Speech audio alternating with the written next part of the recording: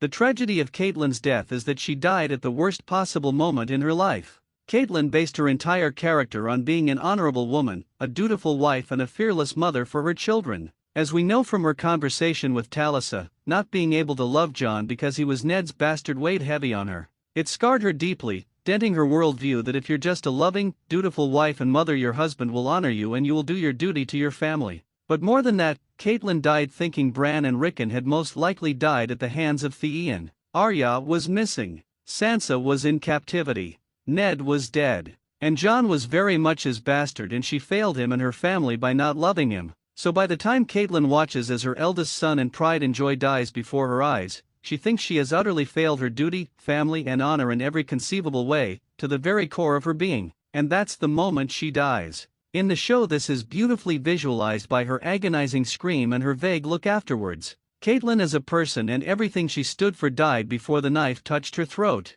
Of course, the irony is that everything Catelyn believes she did wrong, wasn't wrong. Rickon and Bran are very much alive. Brienne, thanks to her, will successfully guide the Stark girls back home. And failing Jon and treating as a bastard more likely saved her family, and the entirety of Westeros, than it did harm. Ned did honor her, protected her even by lying about Jon, and loved and respected her in a way few husbands in Westeros did. But partly the point of Catelyn's demise was that Ned's lie to her, for all its reasonable justifications, and protecting women in general by keeping information from them, only caused her pain. And Catelyn carried that pain into the grave. Only two men knew that Jon Snow was born in Dorne, and was not Ned Stark's bastard, Ned himself, who took that secret to his grave, and Howland Reed, the only other survivor of the fight at the Tower of Joy. However, Reed never appeared in the show as far as I know, apart from the Raven Vision flashbacks to the Tower of Joy. And even Howland Reed might not have known the complete truth about Jon's heritage, though he would have known that he was Lyanna's son, and therefore Ned's nephew.